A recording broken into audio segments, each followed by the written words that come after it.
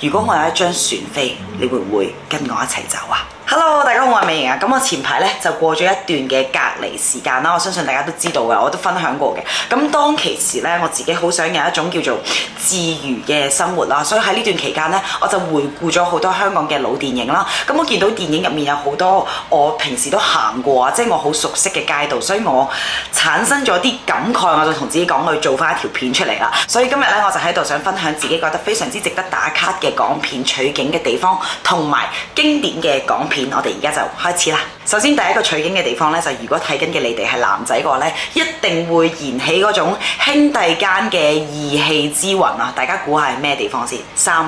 2、1。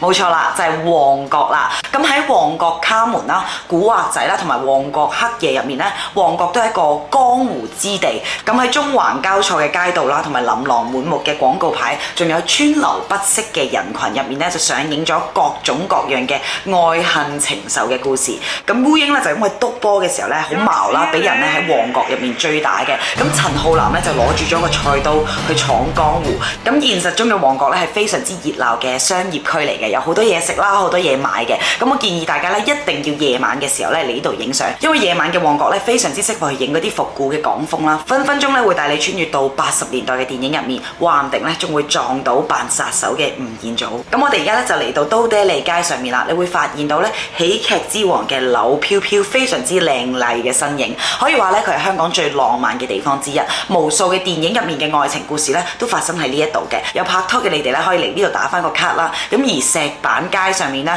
更加係記錄咗好多電影故事啦，例如有色戒啦、文雀啦、無間道啦、龍鳳鬥啦、港囧啦、花樣年華嗰啲咧，全部都係喺呢度取景嘅。咁講到花樣年華咧，我就諗起咗佢最經典嘅台詞，就係如果我有一張船飛，你會唔會跟我一齊走啊？直情咧係瞬間咧令人進入到嗰個情節入面噶。石板街咧係香港好著名嘅一個懷舊老街，有好多好有歷史嘅小店啦，同埋攤檔，充斥住咗好懷舊嘅氣氛嘅，係非常之容易出片嘅一個打卡點嚟嘅。因此咧呢度都係好多遊客啊同埋香港人去寄託佢哋懷舊情懷嘅聖地嚟嘅。跟住落嚟啦，大家有冇睇過《歲月神偷》呢？如果冇睇過嘅話咧，真係非常之推薦大家去睇，因為佢嘅情節咧雖然係好慢，但係一啲都唔瑣碎嘅。正正就係因為佢喺呢度取景啦，而被大眾知曉嘅，令到原本要拆除嘅永利街咧得以保留，帶俾我哋嘅感動咧係嗰種好自然啦、好真實同埋好樸素嘅，亦都係香港為數不多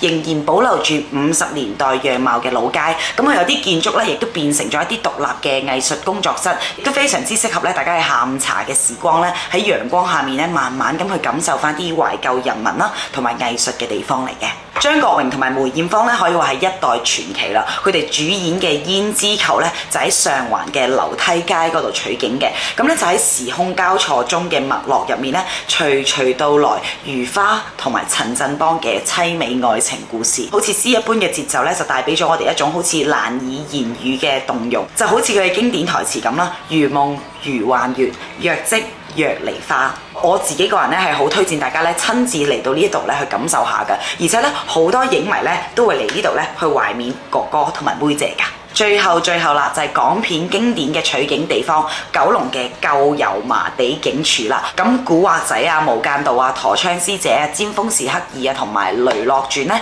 都係喺呢度取景嘅。可以話咧呢度有住港片迷太多嘅回憶啦。超過90%嘅警匪片咧都係喺呢度拍嘅。咁咧佢係1873年建成嘅，而家咧已經停用㗎啦，而且咧被評定為香港嘅3級歷史建築，亦都係好多遊客嚟香港咧一定會打卡嘅地方嘅。我唔知你哋係咪啦，咁其實咧香港嘅電影咧對我自己嚟講咧係有好多唔同嘅影響，亦都係帶俾我好多回憶㗎。因為我細個咧，我就算唔識睇電影都好啦，有時喺 TVB 咧嗰啲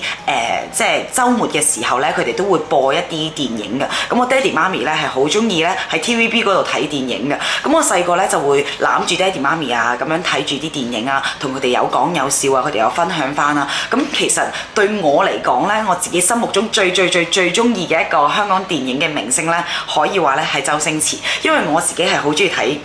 嗰啲搞笑片嘅，因為我覺得咧周星馳嗰種咧佢好認真去搞笑咧，係一個佢自己個人好獨特特嘅一個特色嚟嘅，亦都係佢自己個人做嘅電影入面咧，好令人有深刻印象嘅一個特點。而且咧，除咗睇香港電影之外咧，香港電影嘅主題曲啊，同埋佢哋啲插曲啊、配樂啊，都係可以令我即刻拉翻去我當時睇嘅嗰種感覺咁樣噶。所以咧，我真係好想咧，疫情快啲過去啦，等佢結束咗之後啦，我自己啦，同埋希望你哋咧，都會嚟到香港咧，會再去重溫翻呢啲地點。我哋要去珍惜下當下嘅嗰啲時間啦，見翻想見嘅人，去翻想去嘅地方，話唔定咧喺呢啲地方咧，仲可以嚟翻一個跨越屏幕嘅相遇，即係我同埋你。最後啦，呢一個視頻就嚟結束啦，我好希望咧喺不久嘅將來咧，可以好快咁喺香港遇到你哋。咁我哋下一個視頻再見，香港歡迎你，拜拜。